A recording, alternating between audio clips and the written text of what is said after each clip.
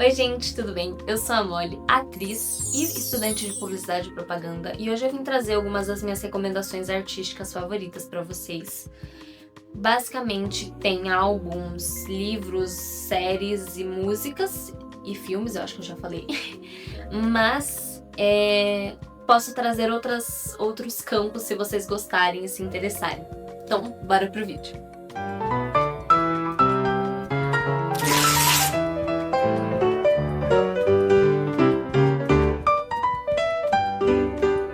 Vamos começar pelos álbuns. O primeiro álbum é de uma banda que eu sou apaixonada, mas que curiosamente até hoje eu não sei como se pronuncia corretamente. Você prefere ser atacado por um urso ou por um vexame de abelha? Master of Reality do Black Sabbath, ou Black Sabbath, eu não sei pronunciar.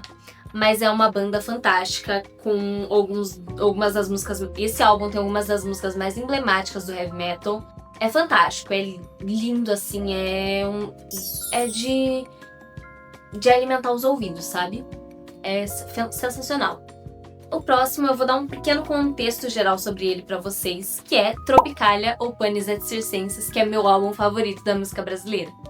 Esse álbum surge em 1967, durante a ditadura militar, um ano antes do AI-5, que foi o ato institucional número 5, que foi o ponto crucial de mais ataque, mais violência aos direitos durante a ditadura militar, de negligência aos direitos humanos. Então, surge no momento que vocês já podem entender como muito conturbado. O nome Tropicalia vem de uma exposição do Elliot Sica, um artista brasileiro. E esse nome é muito importante. Esse nome ele acaba levando pro resto do mundo, pro resto do país, não só o álbum, mas um movimento cultural, artístico, comportamental, de defesa dos direitos, de luta contra a repressão. Então, é um álbum lindo, assim. E a música Panis et Circenses é uma das músicas mais emblemáticas desse álbum. Panis et Circenses é uma música que fala... Tem um trecho lindo dessa música que é: mas as pessoas na sala de jantar estão ocupadas em nascer e morrer. O que eles querem dizer com isso? Eles querem dizer que enquanto todo mundo se ferrava na ditadura, tinha gente que estava sentada confortavelmente, vivendo a própria vida, ocupada no próprio nascimento, na própria morte. E até hoje a gente vê rastros disso, né? De gente que diz que se a ditadura não foi tão ruim assim, porque quem não mexia com a polícia não se ferrava, sabe? Então é um álbum antigo, mas muito atual. E muito importante, ainda mais porque toda a sociedade que não conhece a sua história é fadada a repeti-la. E esse álbum é sensacional, ainda mais nos momentos sombrios que vivemos agora, sabe? Então eu acho que é muito importante ver e ouvir esse álbum.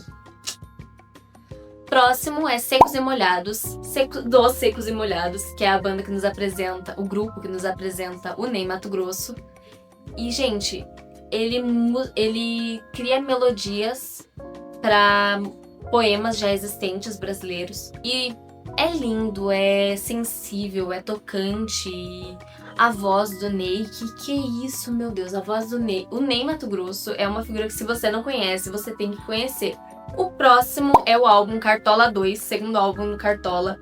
E não tem muito o que dizer, é um dos maiores álbuns da música nacional, porque temos algumas das músicas mais famosas que a gente tem. Por exemplo, As Rosas Não Falam, O Mundo é um Moinho, Preciso Me Encontrar, que é minha música favorita da vida. Então, é um álbum muito importante, de um homem preto periférico.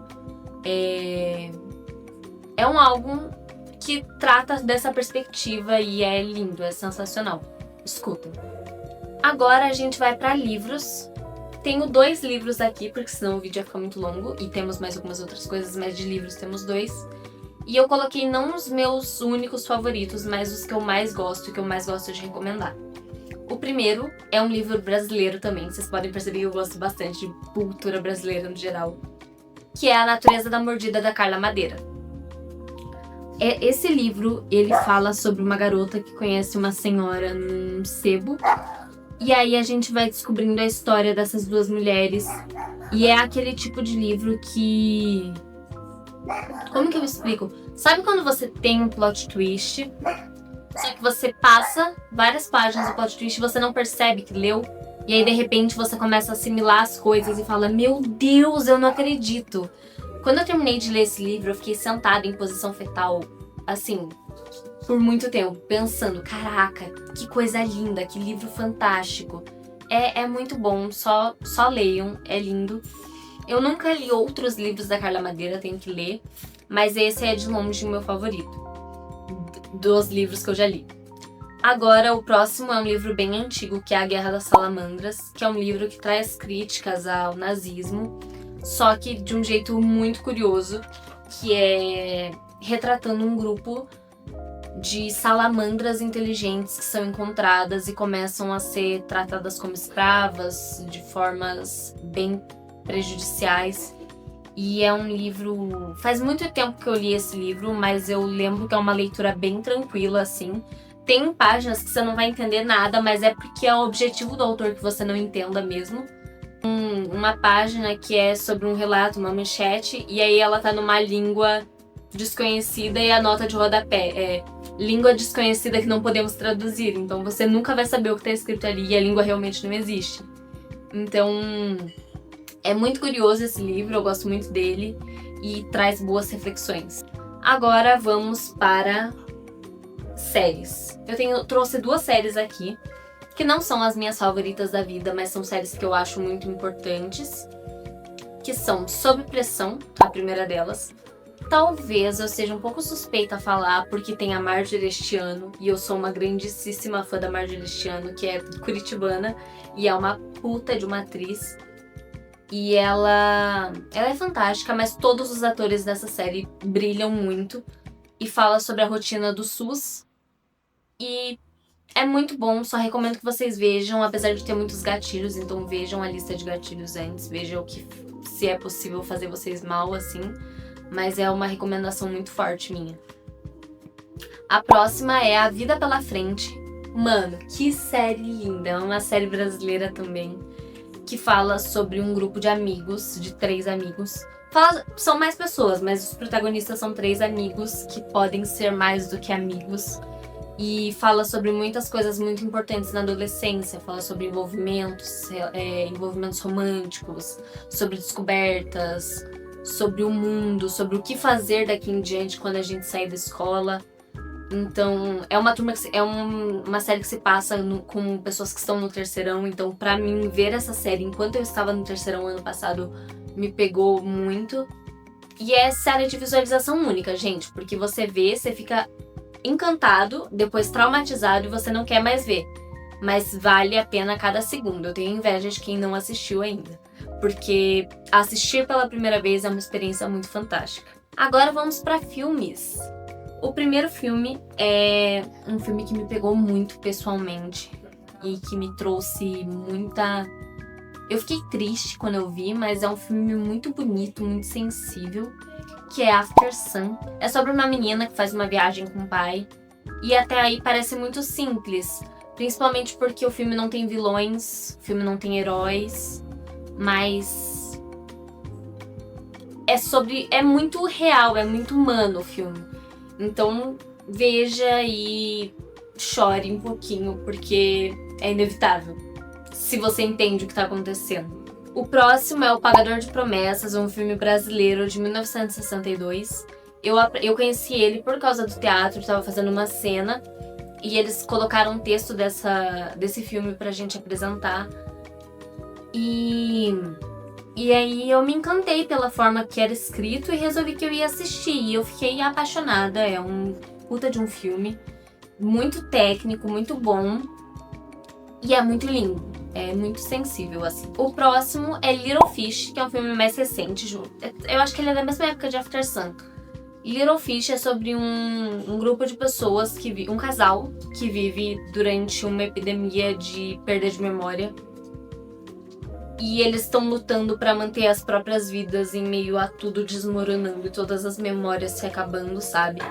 Então, eu fiquei muito reflexiva com esse filme, porque ele é muito bonito e E ele tem detalhes de construção, assim, de cenas que foram gravadas várias vezes e que coisinhas mudam. São detalhes que, se você vê o filme mais de uma vez, você vai pegando e são muito bons, são muito bem pensados. E por fim, Ainda Estou Aqui. Clássico, já virou clássico do cinema nacional.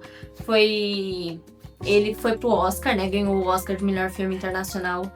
E é estarrecedor. Eu não tenho outras palavras pra falar desse filme, senão estarrecedor, porque ele pensar que pessoas passaram por aquilo, que é uma história real, é triste, sabe? E você olha e fica pensando, meu Deus, como que tem gente que apoia uma coisa dessas, um tipo de violação dos direitos desse, sabe?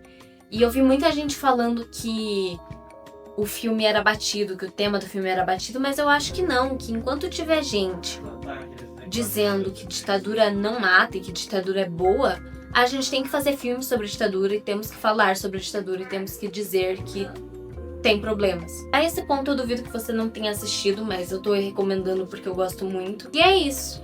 Espero muito que vocês tenham gostado. Se vocês gostarem do vídeo e quiserem mais recomendações, eu posso trazer pra vocês. De música, de filmes. Posso trazer recomendações de coisas até mais fúteis do dia a dia, assim. Então, acho que eu pretendo transformar isso numa série, minhas recomendações. E é isso, gente. Espero muito que vocês tenham gostado. Um beijo. Tchau, tchau.